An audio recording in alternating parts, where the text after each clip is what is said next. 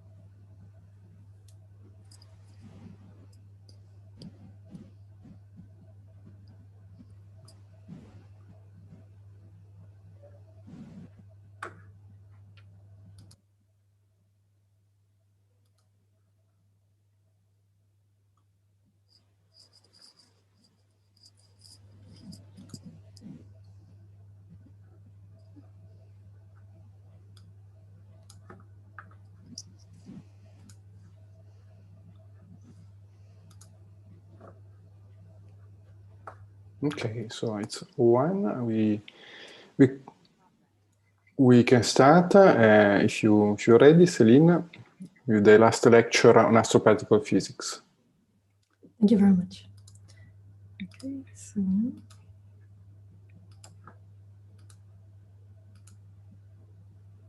can you see it? Yes, I can. Right. So I have to leave at 7 on the dot for me, so just in 1 hour. I still have outstanding question, and I think so. I wanted to reply to them during the talk today, but I still have a lot of slides to cover. So I think I'll try to go first to the slides, and then maybe we can answer the question. There's just a one on nucleosynthesis, which I promise. It turns out that it's well. I mean, the helium-3 is very well measured. But in terms of finding constraining the parameter, which gives you the quantity of baryons, is actually too large. So that's why it's not written on the plot, I think. But if there are questions, I'll try to answer the questions in the slide before sending them. If there are questions also maybe which I didn't answer, people could perhaps send them to the team who can perhaps collect it for me, and then I can answer it separately, if that's okay, or put them in the slides. All right, so yesterday we were talking about dark matter signatures, and we spent a lot of time on indirect detection, which is one method where potentially we can access to the dark matter mass. And I hope you realize from this that it's a great avenue, but it's indirect, and so this means that the dark matter has to either decay or annihilate. And so the question you may ask is, what happens if it doesn't annihilate, or what happens if it doesn't decay? And so we need something else, and that something else, that's our technique. It's called direct detection.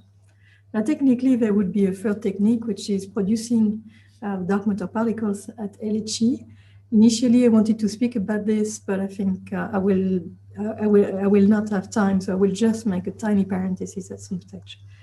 So direct detection is really a method which is dedicated to dark matter, but originally it's coming from an idea which was developed basically for detecting neutrinos. So the very first people to propose this technique were actually Drucker and Stodolsky, and you can see they were thinking about MEV neutrinos. And the idea was basically a neutrino can pass through a detector and then basically will hit what is inside the detector, and you can detect the interaction. So this is essentially the beginning of neutrino experiments to some extent, and also, in fact, dark matter detection. So why is that? Because I mentioned before when Huth and Leonwenberg were considering their argument, even though they were thinking of, the conclusion of their paper was that the dark matter has to be heavier than a GeV. In reality, they were taking neutral leptons, so basically heavy neutrinos. And so once you know about the fact that you can have heavy neutrinos explaining the dark matter, and then you know about this technique, then you can put them together. And this gives a paper which Goodman and Witten, so it's Ed Witten, for those who have done a lot of maths and mathematical physics, you would know him in that context. But actually, Ed Witten has done a lot of physics paper and phenomenology paper in a sense. So this paper is very, this is basically the beginning of direct detection for dark matter. And you can see it was 1985. And I can maybe read it just to make sure people see the benefit of it. We consider the possibility that the neutral current neutrino detector recently proposed by Drucker and Schodowski could be used to detect some possible candidates for the dark matter in galactic halos. This may be feasible if the galactic halos are made of particles with coherent weak interaction and masses between 1 and 10 to the 6 GeV. So this is perfectly aligned with the Lee and Weinberg argument. And then they say something important, with spin-dependent interaction of typical strength of and masses of 1 to 100 GeV, or strongly interacting particles of mass 1 to 1013 GeV. The point here, they started to mention interaction, and in reality from this paper, we know there are two types of interaction, spin-dependent and spin-independent. This has been the status for, I would say, up to 2010, and then something happened, and you will see, and now we know that there are actually possible, many more interactions possible. But for a very long time, this was it. You look for dark matter, you can have this kind of direct detection experiment, and you found candidates which are heavier than a proton, and they have interaction which are either dependent on the spin of the particle and also of the material, if you want. So will be the interaction rate would be proportional to the atomic number of the material in the detector, or spin independent. Sorry, I'm not sure which one I just said, but put them together. So it's spin dependent and spin independent, spin dependent and spin independent. Another hard day in the life of a head of school. So the principle is fairly simple. We live in a halo. We are on Earth. Earth is, we live in a solar system, and the solar system is evolving through the halo. We know our velocity is actually about between 200 and 300 kilometers per second.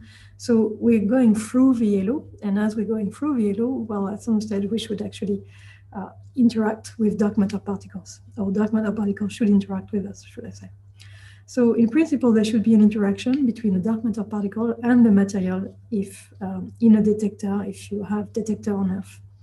So what do you expect to see? Well, if a dark matter is heavier than a proton, then it can give some kick to the material in the detector. And so you should see recoil energy. And you can see this through various means. So you can, for example, see ionization, scintillation, you can detect phonons, or you can detect heat. So there are various ways to detect this interaction. But here, this method assumes, in principle, that the dark matter is heavier than a proton. And this makes sense because if dark matter is too light, it can interact with a proton, but will not give any momentum to the material in the detector, and so it's undetectable. I mentioned before that I was interested in light dark matter when I was, a long time ago, when I was a PhD student. My whole point was actually to demonstrate that we could avoid the Lee-Weinberg limit. And you can see now that when I was doing this, I didn't need to worry about this technique of direct detection at the time, because it was lighter than a few GeV, and therefore there was no signature in a direct detection experiment. That is nowadays, this is no longer true. Now you need to worry about it because people have found a way to use a detector to measure those interactions even with electrons. Sorry, well, even if, not just looking at the proton, but with electrons. So I mentioned the phonons, the scintillation, ionization. Some experiments are actually using other technique, like superheated liquids. And they are, as you can see on this, on these slides, which I borrowed from an experimentalist, you can see that there are a plethora of experiments. So the question is, are they giving something consistent in their search for dark matter, and or are they in disagreement? Now, what you can see here, so on the main diagram where there are the arrows, you can see a few examples, in particular between phonon and ionization. On the right, you have a few experiments which are very important. CDMS, Edelweiss, germanium. So those are basically using germanium, but I don't need to explain too much at that stage. Then at the bottom of the diagram, you have Zeppelin, Xenon, Lux, and you have a few, including RDM, using argon. So Xenon is using, obviously, Xenon. Argon is obviously, RDM is using argon, and a few others are using a different gas. Now, on the left at the bottom, so the scintillation part, you will see some very famous experiments. You have Dama Libra, which I'll explain, I go back there. You have Anais, Deep, Clean, X-Mass, and so on. All of those are extremely important because they're actually very sensitive to the low dark matter mass. In the same way, actually, experiments like CREST and other Rosebud and so on are also sensitive to the low dark matter mass. So there are plenty of experiments, and as I said, the question is which one? Well, are they compatible, and which one has more potential actually to detect dark matter? So this is a map just to show you something which is going to be relevant eventually. You see wherever you have a pin is wherever there are experiments. You see that it's not all of them, but the pin shows basically where they're usually located. Usually you need to put them in, you need to shield them, and the best shielding, you need to shield them because otherwise you can be contaminated by cosmic rays which come from the atmosphere. So the best way to shield them is actually to put them on the ground. And if possible, underneath a mountain like this, you gain a lot of shielding. So this is the case in particular in Italy, but you have other places where, for example, in England, there is a mine which is 1,000 kilometers, so really deep, where the one experiment is located. And you have a ferment in Canada also, and a few in the United States. Now, there was none really for a long time in the southern hemisphere. Now there is a proposal for one in Chile, and there is also one which is being built. It's actually built, but it's actually going to be now installed from Italy to Australia in a place near Melbourne, if anyone knows Australia, in Victoria. So it's also in a mine, and it's also a very deep mine, so it's going to be very interesting. For me, it's interesting because it's a gold mine, so I was wondering if one could have a benefit every time you go and visit, but I doubt it. So here is one of the experiments. Sorry, quick question in the chat, quick I guess. It is possible to know if dark matter is charged through detection. Charged to detection? Through, if detection can tell us about the charge. Okay. Yes. So dark matter has to be almost neutral, and so probably if it has a charge, it has to be tiny. And there are experiments which can detect this, and I will mention it very briefly later on. So the experiment which has really revolutionized the field is called Xenon. The one really which was important for the field was Xenon 100, so it's on the left. But the precursor of Xenon 100, so the prototype, if you want, the baby Xenon is on the right, Xenon 10. So it's an experiment which contains 10 kilos of Xenon, and the other one is 100 kilos. On the photo with the little prototype, so Xenon 10, you can see it's very tiny. It's actually holding on a table, and the person with a hand on it is the PI of this experiment, Elena Aprile. Maybe some of you know Elena. And so this was a groundbreaking experiment for the following. So I think it's the first experiment which was using, and I'm not an expert, so I hope I'm not saying something incorrect, but I believe it was the first really using a combination of liquid xenon and gas xenon. Xenon as a form of gas. And the principle is you have a dark matter particle going through the detector, having an interaction with liquid xenon. Then you have some scintillation out of this. So you have what we call the S1 signal, is a primary scintillation signal. But then you have a drift of the electron, and then eventually they interact with the gas, and that gives you a secondary signal. Now, the fact that you had those two signals was extremely important, basically, for making the measurements, because you basically was providing a way to control the background and to determine what kind of interaction happened, what kind of particle has interacted. in the detector. So what I didn't say yet is that when you want to detect dark matter is nothing else than just a neutron, if you want. It's more or less the same for a detector. And so it's a neutron is basically a WIMP, if you want. So you need to discriminate. There are plenty of neutrons coming from radioactivity, so you need to discriminate your background. You need to know the background extremely well. And it's a bit like what I said with indirect detection with bananas in cluster with the potassium emission. Now, if you want to discriminate the background extremely well, you need to reach a level of sensitivity where you can tell if someone comes, for example, with a banana in the lab. So that's absolutely forbidden. So you need basically to protect the experiment so that only the particles which do not interact strongly, first of all, interact in the detector. So you need to get rid of all possible cosmic ray, all possible radioactivity. And then eventually you can't really discriminate between, I mean, there are some particles still from the background which are interacting. You need to be able to tell whether this is background or this is a dark matter interaction. So it's a very hard exercise. And here is the evolution of Xenon. So I show you Xenon 10 and 100. And the next stage is Xenon 1 ton, which is happening. And then the next stage is Xenon n ton of Xenon, so in a detector. And so this is the image that you see here of a control room. I took this from Twitter. So on the left, the cylinder is basically where the experiment is. You don't put the experiment like this. You need to shield it, as I say. So to shield it, you actually put it in a volume of water. And then you have a correspondence to basically the control room. So you can see, I think it's very telling. You can see the level of experimental setup you need to succeed in such an experiment now.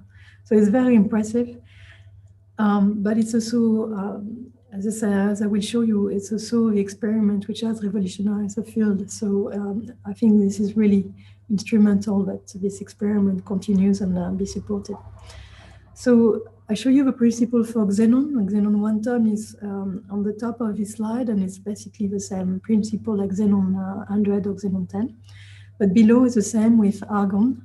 Instead of having xenon, you have argon. There are a few differences, but it's mostly the same principle of having an interaction in the liquid, and then you have drifting electrons, which are going to give you another scintillation signal. The difference here is that you have some light coming. So what is the UV light, basically? And I don't think you have this in xenon, but obviously this is giving you another source. On one hand, I give you more power to discriminate. On the other hand, I give you some background. The other thing that you can consider is, so maybe I'm going too fast, but you have to see that Julie has a question. So I'm just going to say one thing and then I'll answer Julie. You have to put these experiments on Earth, obviously. So what happened? Well, Earth, as I said, is moving. So as it moves, it's not just moving. I mean, first of all, you have the solar system motion, and then you have the Earth motion with respect to the sun. So in reality, you have to take into account the fact that you have two velocity as we circulate, as we move in the galaxy. And so what you see in this diagram, and take the diagram so at the bottom of the slide, there is the high and the lows. What you can see in the highs is when basically the Sun and Earth motion are basically in the same direction. And in this case, you have a maximum basically, I mean, for the speed of Earth. So you actually have more chance to, you have more chance to encounter dark matter particles. So what happened then is that you have a high in the number of interaction. But then when the Earth has rotated, so for example in December, for the northern hemisphere, then you have the Earth and the Sun, which are basically orbiting in the opposite way. And then in this case, you actually have less, the interaction rate is basically lower than otherwise. So you have oscillations in the interaction rate. So the high happened basically in June, You can see it from this diagram near the yellow. You see the oscillation. So if you pay attention to the x-axis, you can see, so the maximum is expected in June, the minimum in December, maximum in June, and so on. So this is basically what we call the annual modulation signal that is expected from the fact that the sun and the earth are moving in a dark matter halo. And so I'm just going to show you this, and then I will take a question by Dewey. I'm going to show you. Hopefully this can work. It's the same thing, but you can just see, I mean, basically how the system evolves and how this changes the probability to detect a signal. So in principle, so this is northern hemisphere. Oops, sorry. And then you can imagine if you're in the southern hemisphere, then you should see the opposite.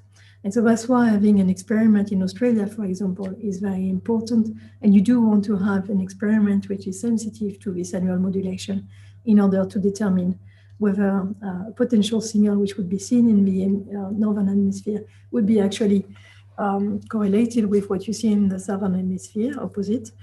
If you do, then it's very likely that it's a dark matter particles interacting with the detector. So Joey, maybe? So while Joey unmute, maybe I can say, so the pioneer of this technique was actually Drucker, Fries, and Spergel. So it's a paper that you see at the bottom of the slide. And the image is the one experiment, the first experiment which has done this, which is located in Italy. And it's called DAMA, and the next version was DAMA Libre. Joey?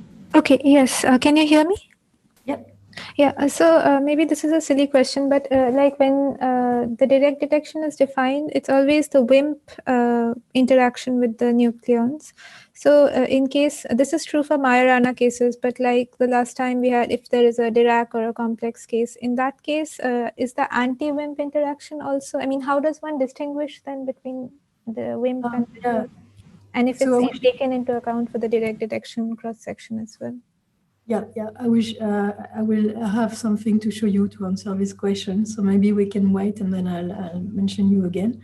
But essentially, for direct detection for the experiment, it doesn't matter, right? I mean, they do the experiment. If they have an interaction, that's great. Then would be the job of the theoretician and phenomenologist to understand what kind of particle interacted. And then for that, there is a framework, which I will show you after.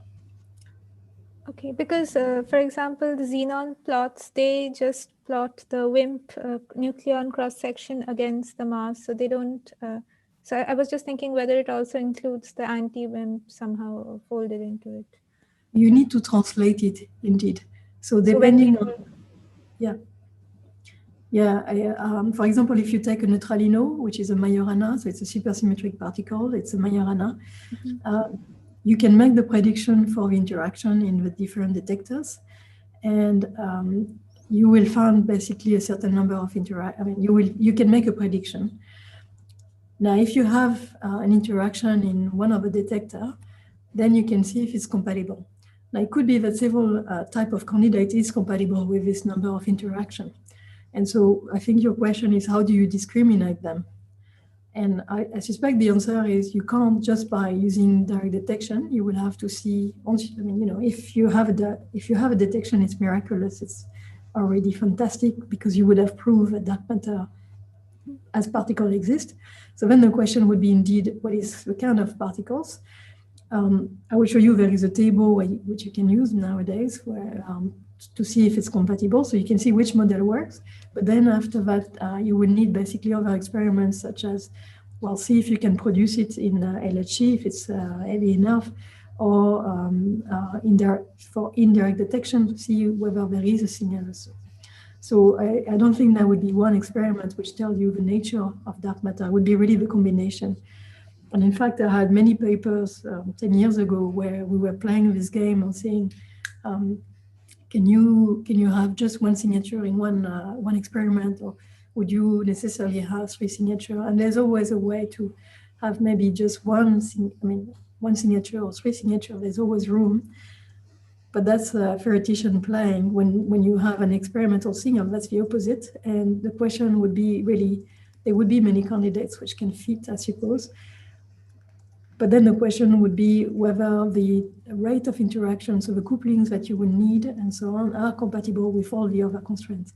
And I suspect when we do this, because now we have so many data which are excluding most dark matter candidates, I suspect when we do it, there won't be so many candidates. So it might not be so hard to discriminate, I mean, to find the type of particle which is basically giving you a signal.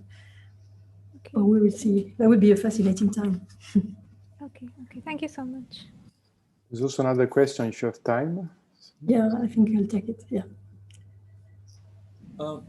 Yeah, it's about the last argument you made about, why having Australian or Southern Hemisphere experiment is important.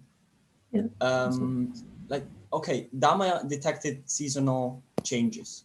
Let's say the Southern Hemisphere also detects seasonal changes. We just proved that there is something that goes with season. So if we're missing something experimentally,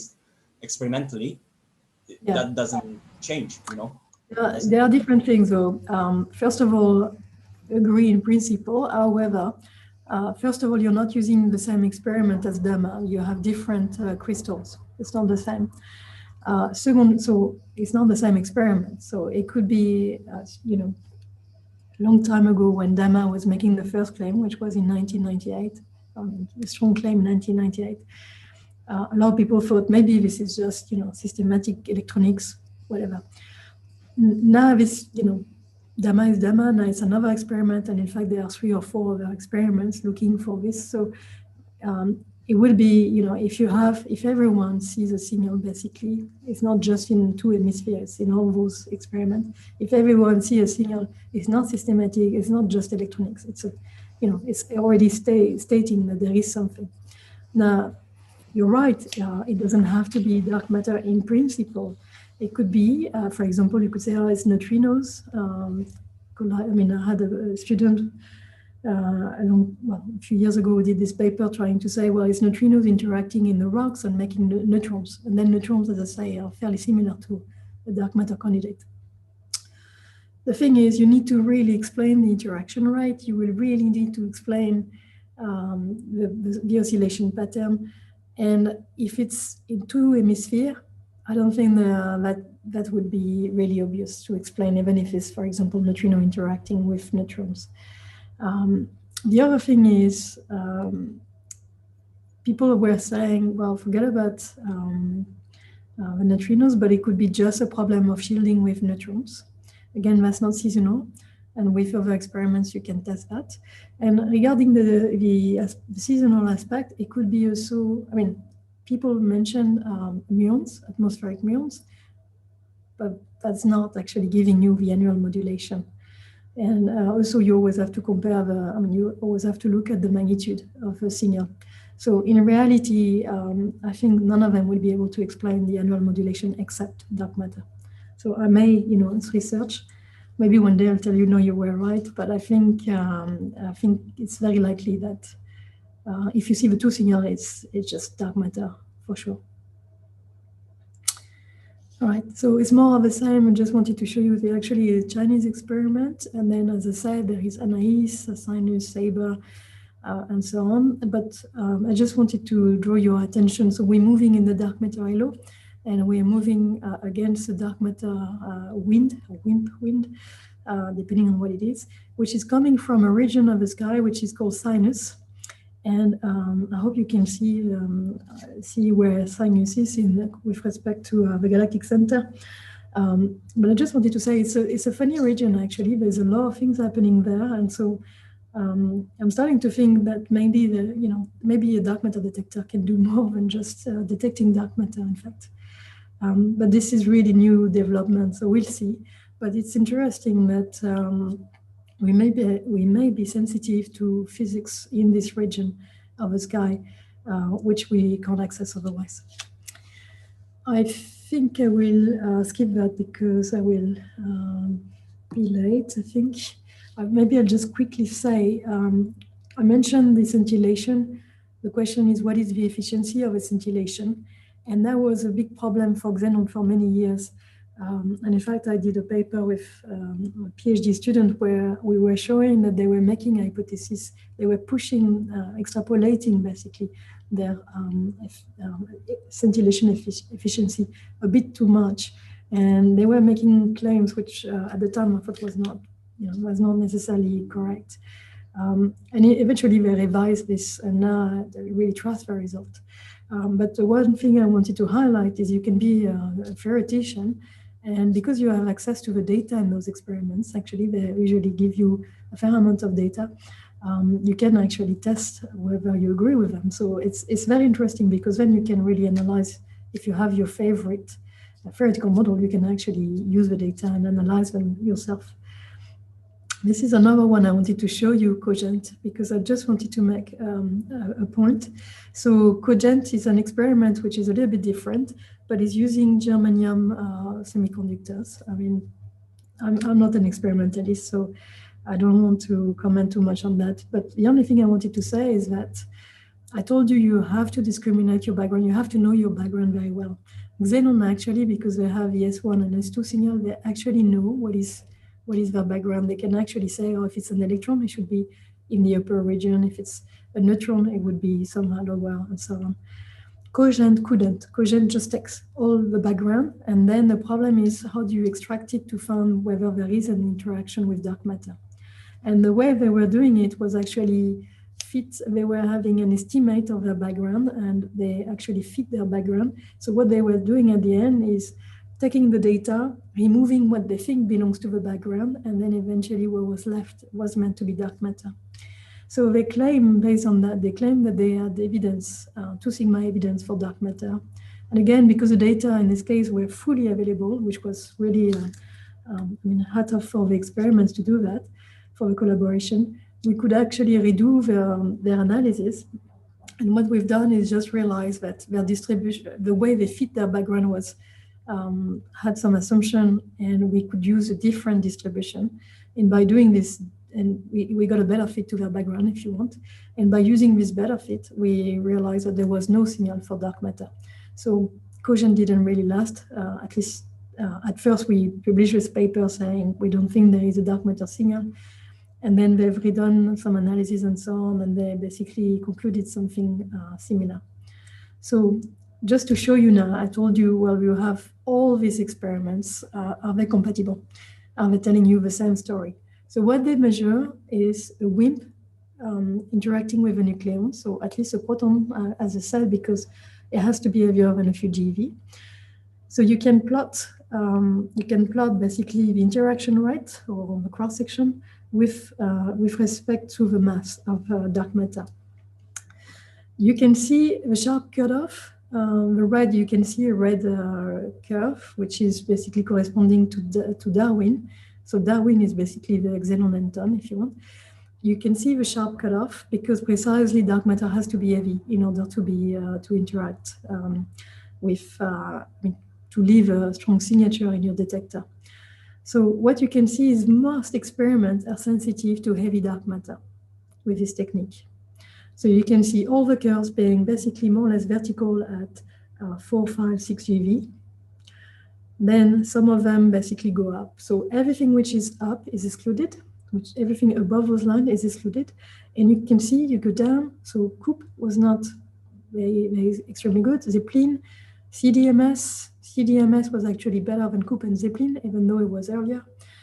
Super CDMS, Xenon 100, and you can see now why Xenon 100 was basically revolutionizing everybody in the field, because that was 2012, and it was much deeper than everything else. The curve was much lower, so the interaction rate they were probing was much smaller. And then you can see the rest now with Darwin, so the Xenon technique still beating every other technique. You can see that some experiments are trying to probe the light-dark matter range with, again, interaction with nucleons.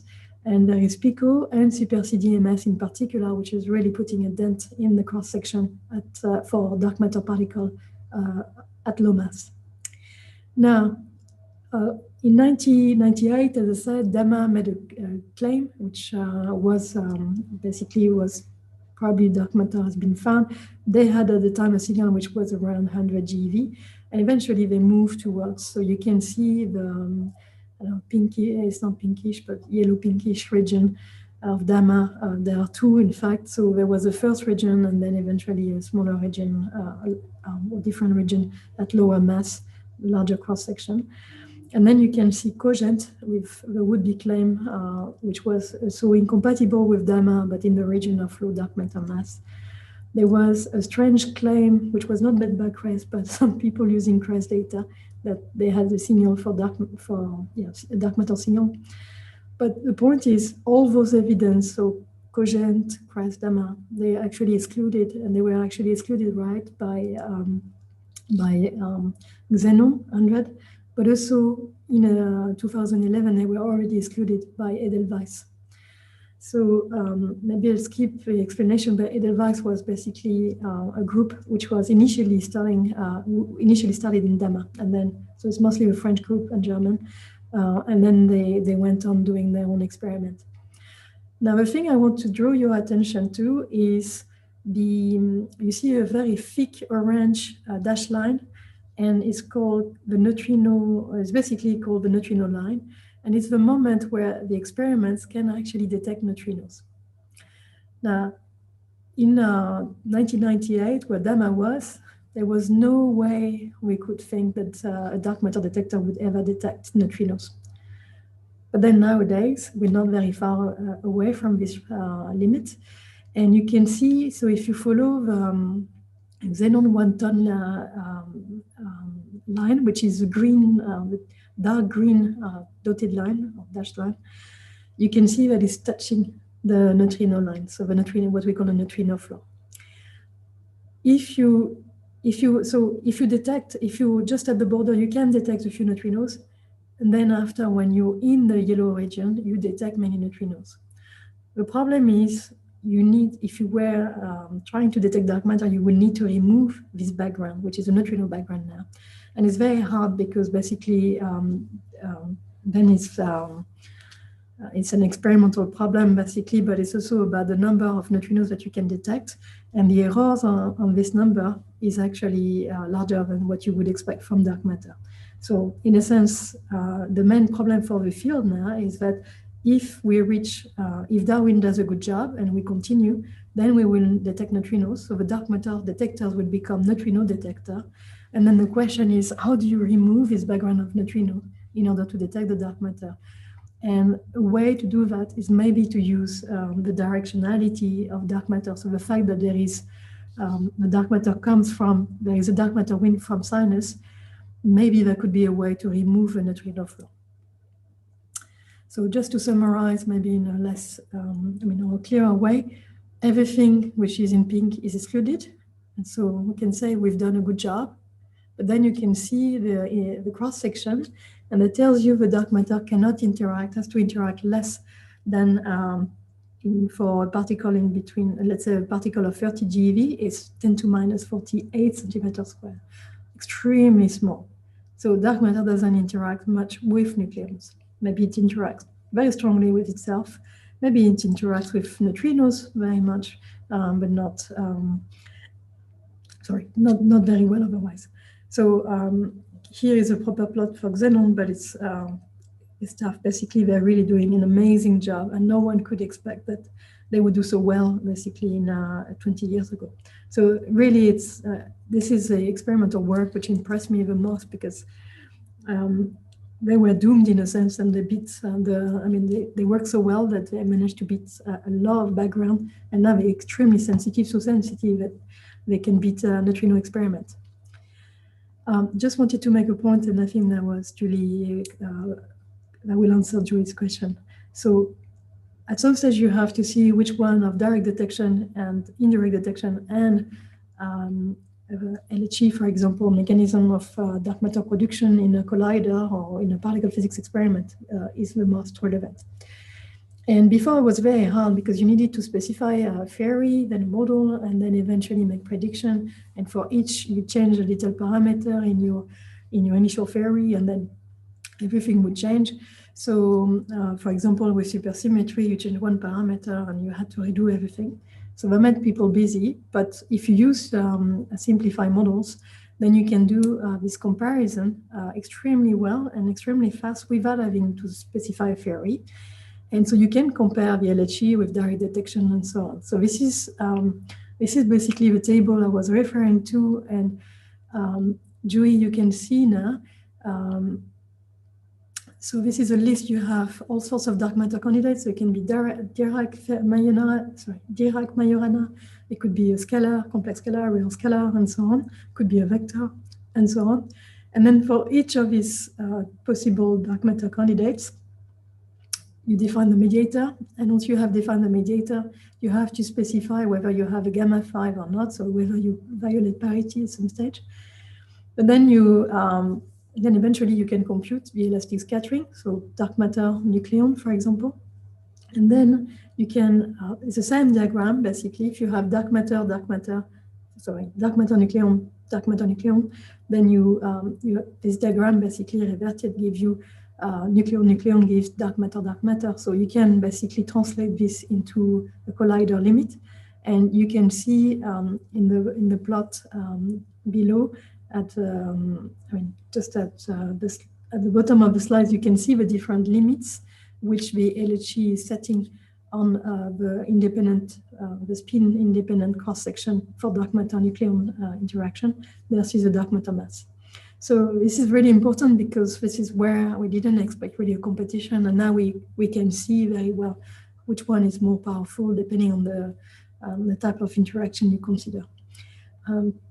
The other thing I wanted to raise is that Witten and Goodman had spin-dependent, that's it. And then we realized suddenly that, well, actually there are more operators for that. In fact, you see them also. There is O1 up to, I think it was O15 or 16. They're written on the right column. You see all sorts of operators, which basically saying, well, you can be sensitive, you can have an interaction, and it's not necessarily just spin independent or spin dependent. It can be much more subtle. It can be a combination of spin or not. And in the table, you see the spin of a particle, of a dark matter particle, and the spin of a nucleon. So it's a very complex problem. And if there was a signal, we would have to go back to those tables and see which one is correct. Okay, so more of the same, and I will skip this. The other thing I wanted to mention very briefly is, this was also a question, whether dark matter has a charge. And if a dark matter has a charge, it has to be very small and probably has to pass through something else, which could be a dark, so as I said, a dark vector or a Z prime. And so, for example, if you have a dark photon, then in this case, the dark photon could mix to the normal photon, and then you can have an interaction with the standard model. So it could be a charge, but it would be milli-charge or even smaller. And the type of experiment, there are plenty of experiments looking for this, but one important type of experiment is called the beam dump experiment. So that's a way basically to detect the dark matter directly, but you need basically to produce, you can't produce the dark matter. So you need to go through electrons, and then electrons hit the target material. Then you're hoping to produce the new mediator, so a dark photon, and then you hope to produce a dark matter this way. All right, so, and yeah, I've forgotten to say that using this, you can put a lot of limits on those dark photons, and the answer is that, well, if they exist, the coupling is very, very small. You can do the same with vector fermions. There it's really LHE, but again, you can put some limits. All right, so last thing I wanted to say on direct detection is the fact that so far I was saying dark matter has to be heavy to be detected directly. And the question was, how do you detect light dark matter? And some people found the way. So you can basically make the dark matter interact with electron. And it's something I tried myself, and I failed at the time because I thought the signal would be too small. And most people actually managed to do it. So as always, personally, I was always impressed and jealous. This has started somehow a new field of detecting light dark matter. And this has, I think, is one of the papers which to me has really created a range of new experiments. And you can see an example with Ochver and Zhao and Catherine Zurek of a new type of detector, so superconducting detectors for superlight dark matter. I think basically this has changed the mentality of the field, and people are starting to think about even using CCDs, which are usually used in astronomy basically on experiment. I mean telescope for detecting normal light. Now this is used basically to detect dark matter. So there is one experiment, which is a small one, which is called Sensei. And the next version, the version which is a bit bigger and a bit more powerful, is called DEMIC. And all of them are doing fantastically well. So it's very, very impressive. All right, so I'm sorry to rush, but I just wanted to finish off with dark matter because I promised I'll go back to cosmology, and I wanted to wrap up things. So dark matter on CMB and large-scale structure. So if you remember, I spent a lot of time on showing you that, well, all the information we have basically from dark matter comes from cosmology and from astronomy. And so therefore, the question is, can we extract more than just knowing that there is dark matter? Can we get more information than that? And when you look at the CMB plot, I explained, that well, we measure all those peaks. It's with amazing precision, so it's incredible. But really, the question is, can we actually prove the nature of dark matter through this plot? Because apparently, whatever the dark matter is, it doesn't make a big change to that plot. And the thing I wanted to show you is that it can, but as long as it has interaction. So here is a simple explanation, and I'm not showing you the CMB angular power spectrum. I'm showing you another thing which is really related to CMB, but this is basically at lower scale. This is called the matter power spectrum. So it's exactly the same information if you want, but at lower scales. And what you see here, it's called the P of K. So it's a Fourier analysis of a distribution of matter across the sky versus the Fourier modes. But what you see is, so you have a data and you see that they oscillate. And what they oscillate is somehow the same physics as you've seen with the CMB, with the oscillation, the Bessel function, the same physics. And that physics is basically the fact that the baryons dissipate, the fact that the baryons interact with photon. And when they interact, there is pressure basically from, so if you want to have gravity which tries to collapse the pocket of matter where the baryons are, and then you have the interaction which put pressure and try to expand. So you have a fight between gravity, which is trying to pull down, basically collapse the fluctuations of dark matter. And then you have basically the pressure between the baryon and photon, which is repelling everything and trying to expand. So you see that eventually in what we call the baryonic acoustic oscillations. Those were proven not so long ago, and the prize was given, I think, in this decade, basically, in the past decade. So what happens when you have interacting dark matter?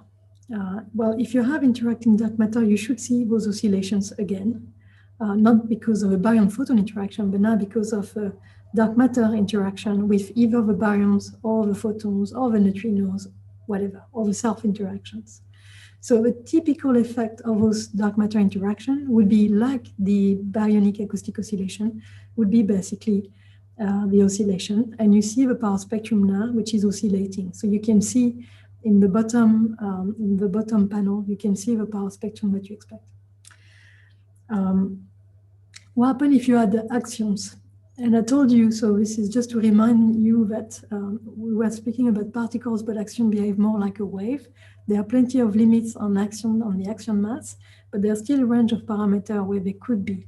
And so the question is, would axions have a similar power spectrum or not? And the answer, and there are plenty of work by David March, actually, and so I gave one reference, but I would encourage you to read his paper. I found them extremely well written. And you can see the power spectrum is also oscillating, but less than with a normal particle, but you also expect some oscillations. So I will skip all of these, but I will let you in the slide so that you can go back to this if you want. But the main thing is, what is the universe looking like if you have something like an axion, or if you have something like an interacting dark matter particle? And we know dark matter interacts. the question is, well, we don't know, but we think dark matter interacts. The question is, what is the strength of interaction? And so you have two extreme cases here. You're on the left side, you have a case where dark matter doesn't interact at all. And you can see it's a rich universe. There are plenty of structure. You see the filaments, which I spoke before. You see everywhere you have a point, it's a galaxy and so on. It's very rich. The big yellow, red is a cluster. It's a very rich environment.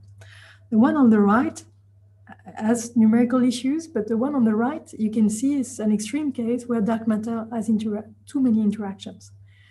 And then you can see the universe is, you can still, I mean, the big structure can still form, but the universe is pretty empty at that stage.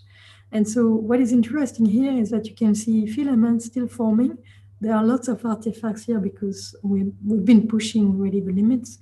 But what is interesting is that you can see it's not such a dense universe. So the nature of dark matter, whether the microscopic nature, so whether it interacts a lot and it's mass really, those are the properties which can change the way the universe looks like. And I'm just going to show you this to finish off. This is a simulation where you see basically the whole universe in the case where the dark matter doesn't have interaction. We're zooming in, we are now in Milky Way halo, something which looks like the Milky Way halo. There are plenty of structures. So all the points you see is galaxies. You see many, many galaxies. And then we're going to switch the dark matter interaction. So the same simulation, but at the very beginning, we would have considered dark matter interactions. And you can see that now the Milky Way doesn't have so many satellites. So there are galaxies in the Milky Way, but not so many compared to the case where dark matter doesn't interact.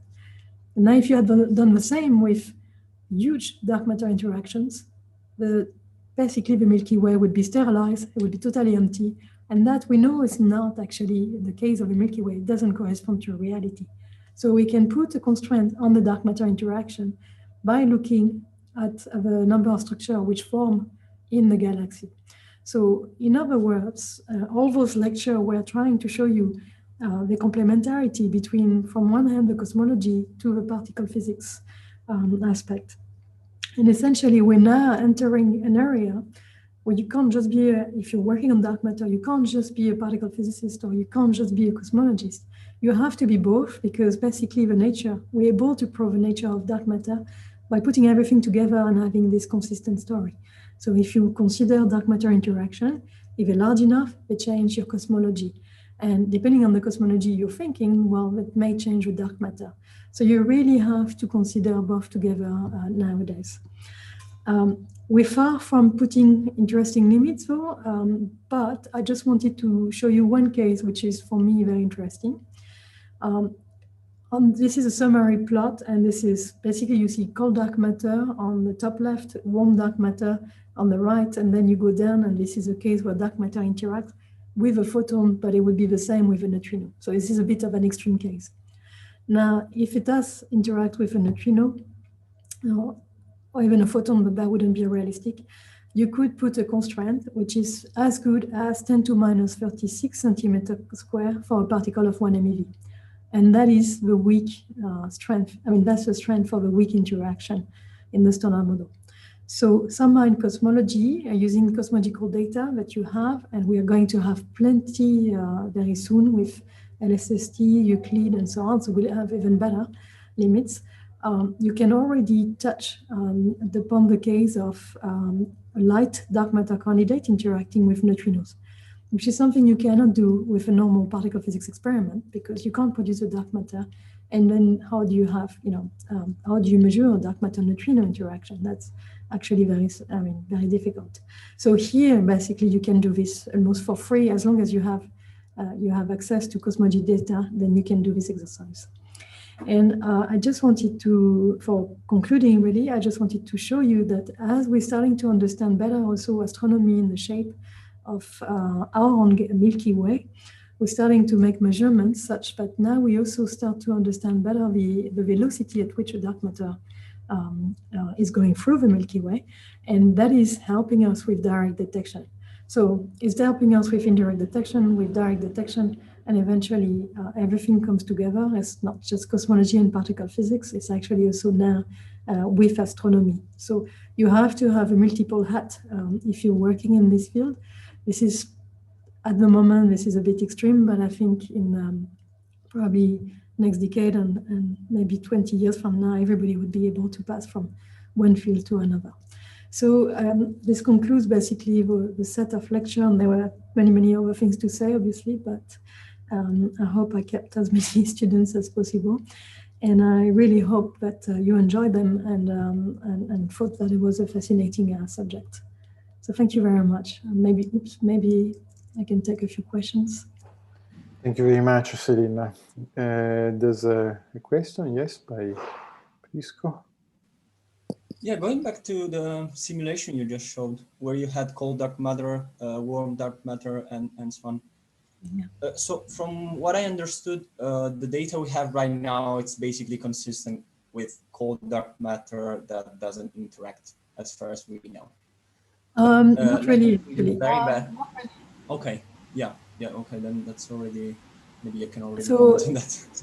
Yeah, because there is something called the missing satellite problem, and there's a number of satellite. So satellite is the small galaxies that you see in Earth, and they're very difficult to find because they don't have many stars in them. So this is something I mentioned yesterday, and so it could be that there are plenty, but we don't see them because they don't shine enough. However, when the one we know, and we're discovering more and more, but the one we know is a tiny number. Some stage it was 50, maybe now we reach 100, but it's a very tiny number. Well, cold dark matter predicts, so collisionless dark matter, if you want, predicts billions. So we're very far from finding them yet. So it's in between warm dark matter and cold dark matter. You wanted to maybe... The next part of my question was, could this be the interplay of having warm dark matter and a bit of like collisionless but warm, so you get an interaction like. Okay. Yeah, you could think about that. I don't think this one in particular has been studied, but we were looking at a mix of things, for example, and that's also interesting. The effects are less pronounced, so that might be better. And that's a possibility. So indeed, you could think that it's a light particle, which is maybe warm enough, but then has some interactions, and that could be a combination of two. That's possible. It's another question by Thong.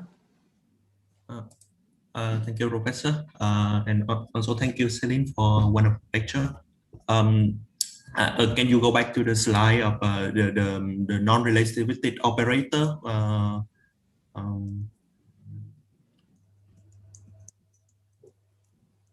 Oops.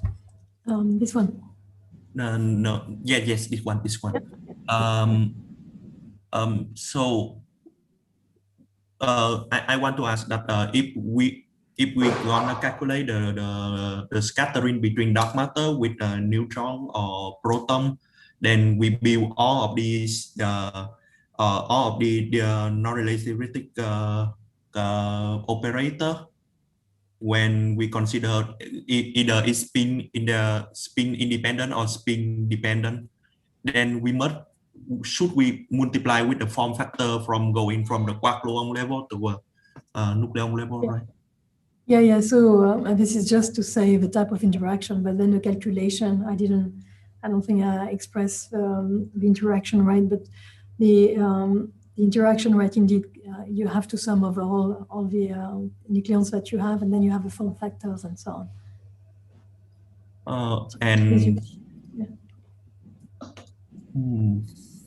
And if in some case this non-relativistic reduction operator will vanish because like if the Q. That's right. So some of them depend on the momentum, and some of them will vanish indeed. Okay. So some of them are very suppressed, and you can see it almost if you take the one in the middle. You can see there is the longest expression, for example, involves Q square or 10 plus. Okay, that's maybe not a good example, but you can see the first two terms depends on the momentum, and the momentum will be very small, so that would disappear. Okay. So because the momentum very small, so if we multiply it with the form factor F1 and F2, just like QED, then we just consider the F1, the F2 we don't care because it's well, you can put them, but in principle, when you integrate, eventually you would pick up. I mean, you would, depending on the momentum that you initially generate, it may disappear. Yeah. So I think, yeah, I've forgotten there was a case where there is only one of his operators surviving. I think it was a 15, I've forgotten. There are tricks, and you can play a game where you can invalidate every single previous search because there is only one operator which would work, and it's the one nobody thought about. I've forgotten exactly, but I think it was the one with 415. But I've looked at this a long time ago, but it may be actually the one I took in the middle, the longest term, where you can kill Q squared, but then you still have your 15 operator. Okay.